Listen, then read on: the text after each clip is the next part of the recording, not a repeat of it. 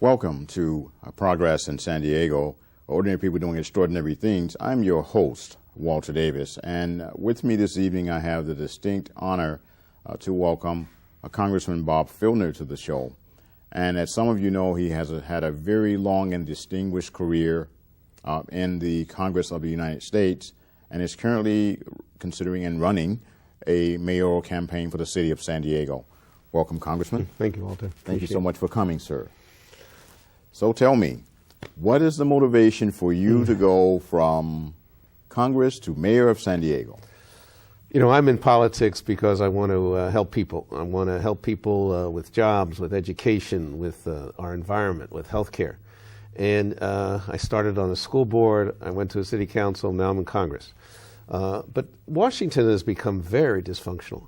The two parties are at each other's throats. There's nothing getting done. Half the Congress does not believe that you can compromise on anything or that you discuss things in a rational basis. So nothing is getting done. I thought I could do more as the chief executive of the 8th largest city in America, whether it comes to jobs or education or environment, rather than one of 435 members of Congress. So I'm going to give up my seat at the end of my present term. And hopefully take over the mayorship of San Diego. Well, wonderful, wonderful. And I followed your career. You know, I remember you as a freedom writer down in the South, standing up for civil rights. So I think I have a pretty good impression of where your heart is. And I've done a number of interviews. I think this is like the 4th or 5th interview that we've done together. Just on that, if I can, Walter, I had the great honor because of my parents to meet Dr. Martin Luther King Jr. when I was 13 years old. And I committed myself almost on the spot to nonviolent direct action. I read, of course, everything he had ever written or spoke about. He referred me to Gandhi to read. By age 15, I was organizing high schools to march with Dr. King. And by 18, I was in jail with him as one of the freedom riders. And when, after several months in the state penitentiary, and that we were put in for breaking the laws of segregation. We appealed those cases eventually to the Supreme Court. The Supreme Court overturned our convictions, and in overturning those convictions, basically outlawed legal segregation in the South. And I'm thinking, I'm 18 years old, and we changed American history. And I'm saying, wow, if you get together, if you organize, you work, it was not the safest thing. You know, I had friends killed. We had to sign our last wills before we got on those buses. But we can change America, and I have an optimism about change that I've kept with me ever since the civil rights movement, that if you get involved, you can change things. I got involved when my kids were in elementary school. I was president of our PTA, and I thought that there was a decision by the school board to close my kids' schools, and we organized people all over the city whose schools were being closed. We fought the school board. We won. And then out of that, people said, why don't you run for the school board? I was a professor of history at San Diego State. I said, I have a good job. I don't need to run for the school board. But I was prevailed upon because we had figured out how to do things, that if we cared about our kids' education and all kids' education, that we had to get involved politically. So I ran for the school board. This was back in 1979.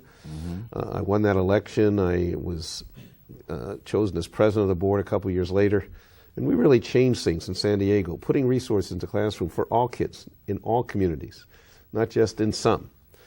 We brought in, we cut bureaucracy and put money in the classroom. So that experience, starting with Dr. King and leading to the school board, give me a sense that we can really change things here in San Diego. So you feel optimistic based upon your past, and I know that the barriers at that time were simply seemingly impossible, because I grew up in the South at that same time frame. Where did you grow up? Birmingham, Alabama. My church was the one that was bombed, wow. 16th Street Baptist. And so I've been there. We marched with Martin Luther King from Kelly Ingram Park. The reason the Klan blew my church up was because the Southern Christian Leadership Conference held meetings there every Monday night.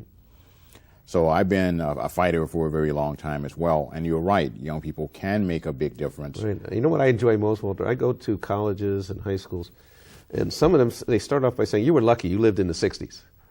And I said, no, you're lucky.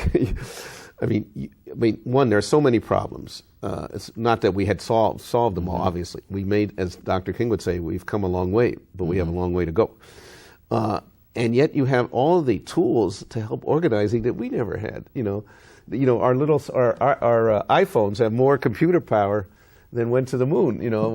So you can organize in all kinds of different ways. So I say to the high school kids, I say to college kids, get involved because you can change our nation.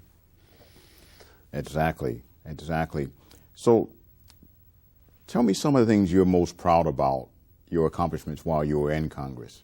I had the great honor 5 years ago of being elected chairman of the Veterans Committee in Congress. Now, I am not a veteran, and I have voted against every war that I had a chance to vote against. But if we send our kids to war, whether they were drafted as in Vietnam or even they volunteer, sometimes, it's not a real volunteer because they don't think they have other options. No matter what, if we disagree with a policy, the young men, now women, coming back should get all the care, the love, the attention, honor, and dignity that a nation can give. President Bush used to say, support our troops, support our troops, support our troops. But when they came home, they didn't do anything for them. So I became an advocate, as I always have been, sort of for the underdog, for those who have not getting proper attention. And when I was chairman of the committee, we not only put in literally tens of billions of dollars into mental health care for our veterans all across the nation. We set up programs that I announced with President Obama and personally that we end veterans homelessness in 5 years, for example. And my proudest thing, I think, I wrote what we call the GI Bill for the 21st century. Now, there was a GI Bill passed in 1944 for the kids coming back from World War II. My dad was amongst them. Mm-hmm. He never had college education. We never lived in our own home. But the GI Bill gave free college tuition and the ability through, we bought a house, I think, for $1,000 through, very little money down to buy a house. 8 million veterans took advantage of that, and they created the middle class of our nation. And I wanted to duplicate that because benefits had gone down over the decades. And in honor of my father, we said, let's give free college education. Let's allow the veterans to buy a home again. There's 700,000 of our young people now in school because of that bill. There'll probably be a couple million before, in the next few years.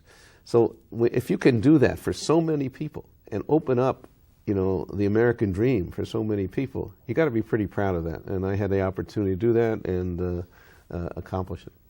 So the Veterans Program, what else? What else can you say, you're very proud of accomplishing while you were in office? Well, in Congress, especially in the House of Representatives, your committee assignments sort of govern where you can make the most contribution. So as chairman of the Veterans Committee, I was able to do that.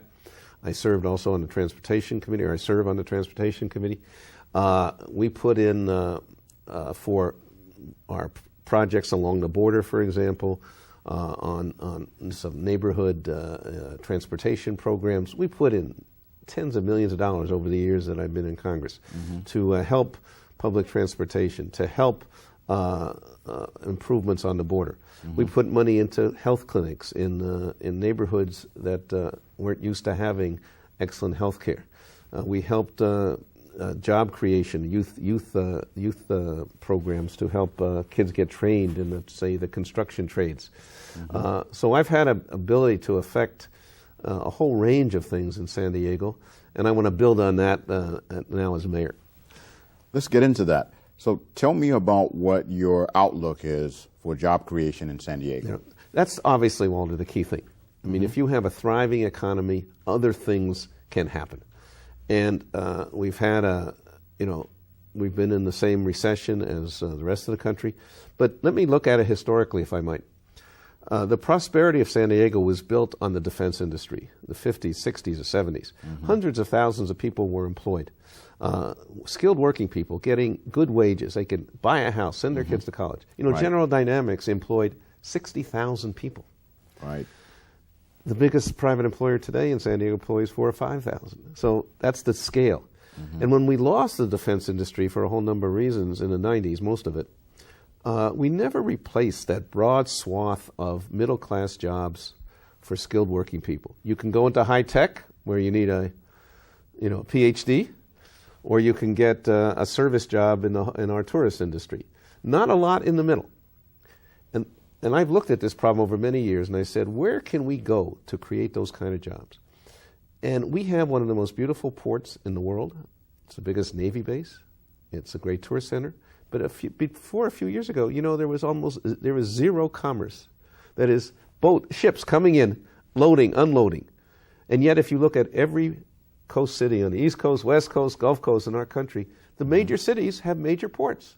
Whether you're talking about Seattle, Los Angeles, San Francisco, New York, Atlanta, they're all great centers of commerce. We have nothing.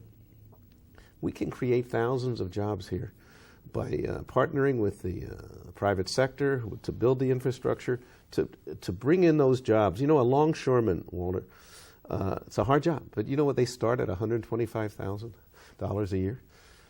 A decade ago, we had 12 longshoremen in San Diego.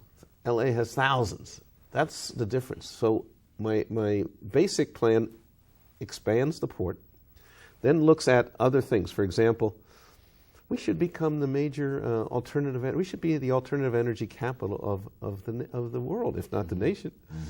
That is, here we are.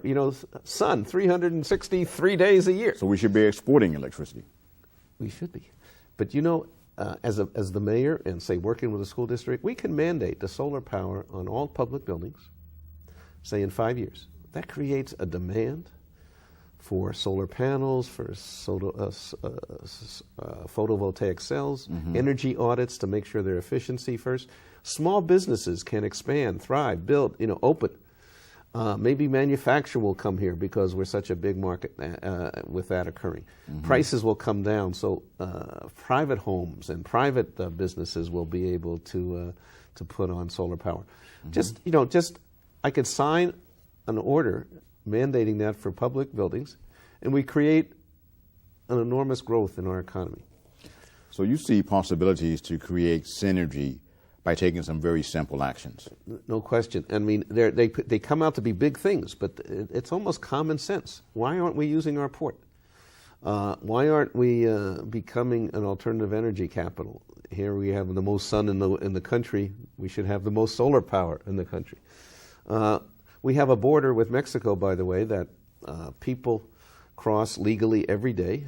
Hundreds of thousands of people shop, spend money. And yet, because the border is so inefficient to cross legally, we lose $6 billion a year right off the top into our economy. If we just staffed that more efficiently, put some technology at the border, $6 billion to our economy. This is stuff that we should be doing. And it changes, not overnight, but it changes fairly rapidly the economic situation in San Diego. People get more excited, they have more hope, they have more enthusiasm, and then it affects everything. It affects education, it affects the culture and arts, it affects the environment, because people are feeling very good about the place where they live if they feel secure about the economic future. I don't want to leave the job topic, because I know how important that is. I do want to talk about education and other environmental concerns. Are there any other important features to your jobs program? Well, we want to obviously help small business. There used to be a small business office in the office of the mayor. It hardly exists now. We should be giving small business technical guidance, the ability to create business plans, access to capital. We should reestablish that. We have such innovative businesses around. The mayor should be honoring those. I went to a little meeting of small business people who were trying new innovations, and one guy had a whole new kind of grass, artificial grass that was very environmentally sound, very little water. It's like a sort of advanced AstroTurf. And I was thinking, Why doesn't the city say, small business has a problem just getting started, getting that first contract, getting some capital, and I'm saying, why doesn't the city say, take this guy, give him a small contract, say for several of our rec centers or parks, to turf. It would help him started. It would help our city. It would highlight our local innovation. But we could be doing things, and the mayor very personally could be bringing excitement to that whole thing. Let me segue for you, by the way, into education. Obviously, job training, getting those skills in our community colleges is very important. Making sure the kids in the K-12 sector sense that their education leads to real employment, and we can, I think, make those connections as a city that we're simply not making today. So education is going to be a focus. Job creation. Tell me more about the education.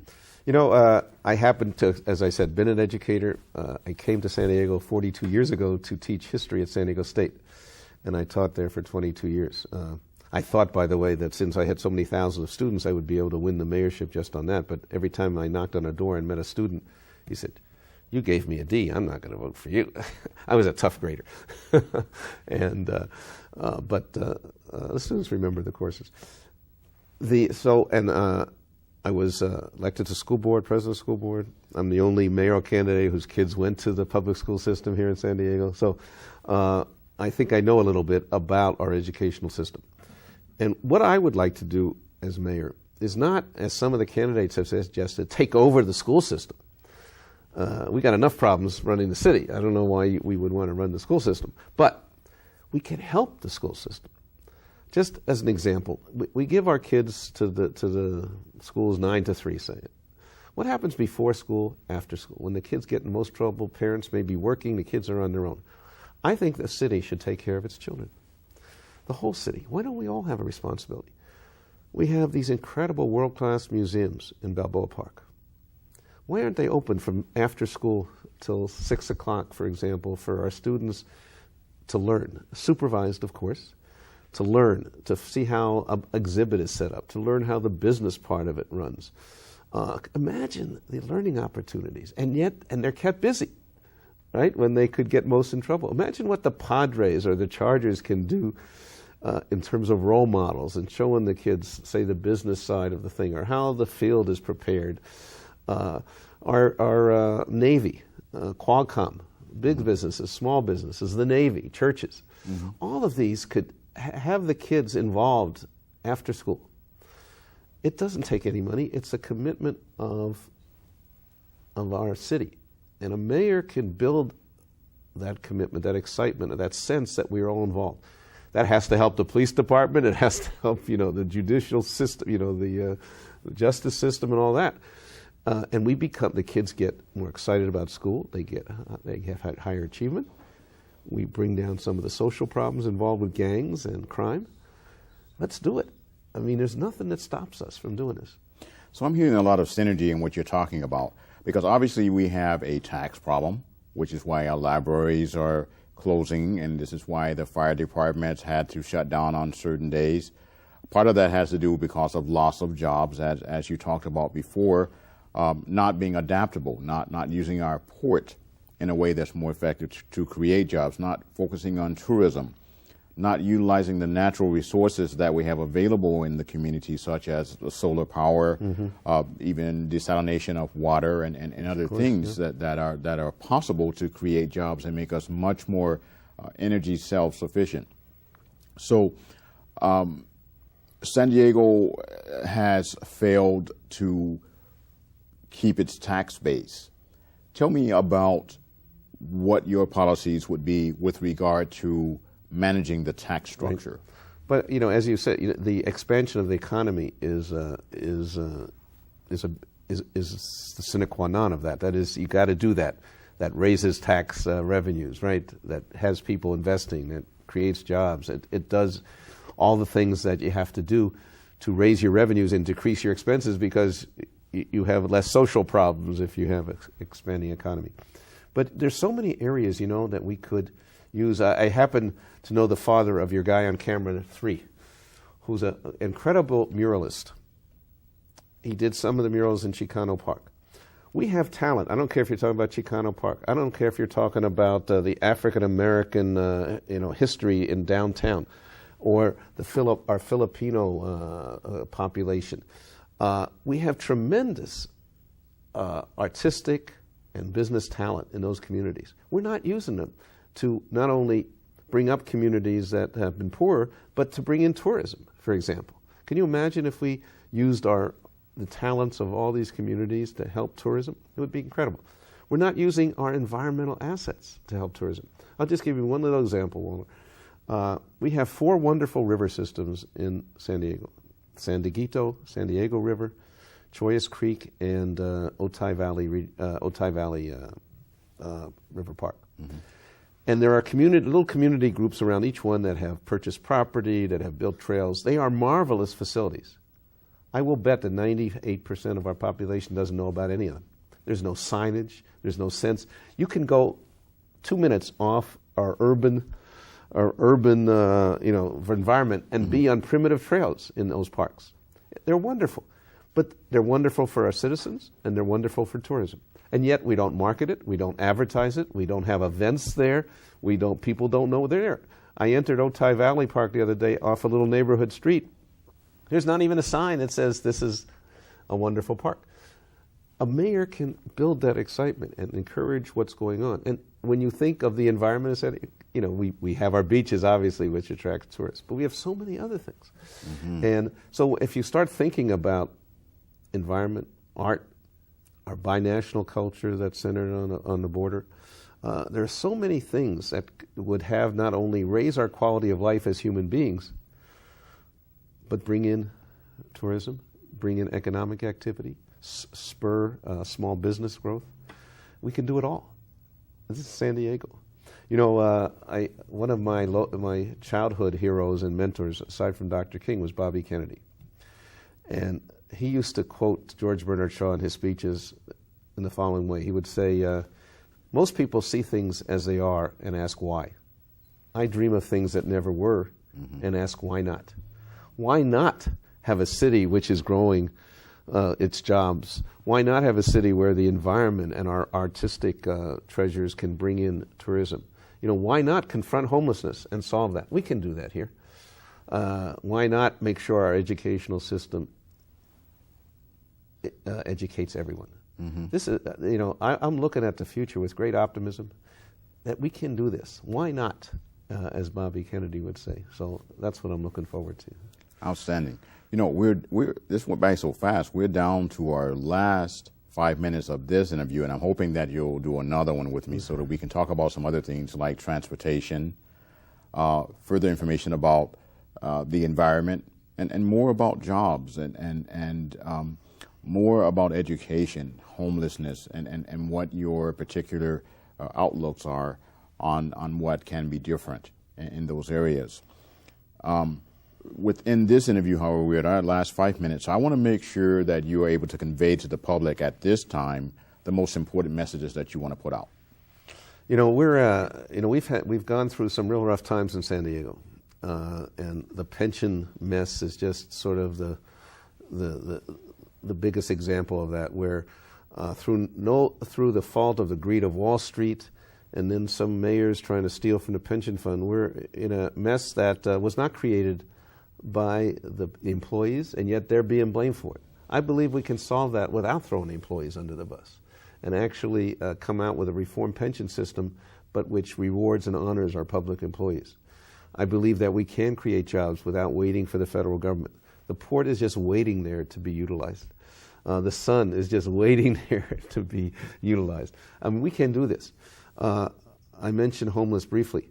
As I said to an earlier question, I wrote the laws that are going to bring our veterans homeless down to 0 in 5 years, we hope. The veterans are almost half of the homeless population.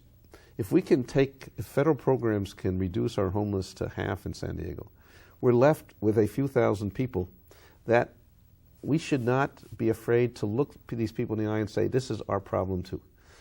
We're the richest country in the history of the world. It is not only immoral to have homeless, it's criminal. And I think we have to say, it's our own humanity, it's our own sense of who we are as human beings, to get people off the streets, get them some shelter out of the violence and the uncertainty of the street. They will deal with issues like violence, substance abuse and mental illness, and then job, at their own pace. Let's get them off the street. There have been buildings made available, for example, old hospitals or motels that can house 300-400 people in private rooms. It's a minimal, really, cost to the city to take over those structures, and get these people give them some shelter and some roof over their heads, so that they can, in fact, begin to heal and become productive members of our society. Again, quoting Bobby Kennedy, why not? As a city, we can do this, and we should. Well, that's just really outstanding. It's really been a pleasure to have you for this segment of this show, and I'm very encouraged to see that you're running and to talk about. One of the things I like about you is that you're always able to kind of talk from the hip and just really be honest and down to earth on things. You don't say the politically correct things. You actually have solutions for problems and things that make sense. Well, thank you. And so with that, I want to thank our studio audience for joining us for this segment of Progress in San Diego. Please make sure you tell your family and friends that we're coming on Sundays at 5 p.m. on Cox Communications. You can also find us online, and going to the website that's going to be provided at the end of the broadcast, you'll be able to get further information about the guests that you see on this television broadcast. Thank you very much, Congressman, for joining us. I really appreciate you. And I appreciate you as well. Please come back and visit us every week. We're same place, same time. And again, you can see the archive versions of our show for the many years that we've been aboard here at Cox Communications. My name is Walter Davis, and thank you very much.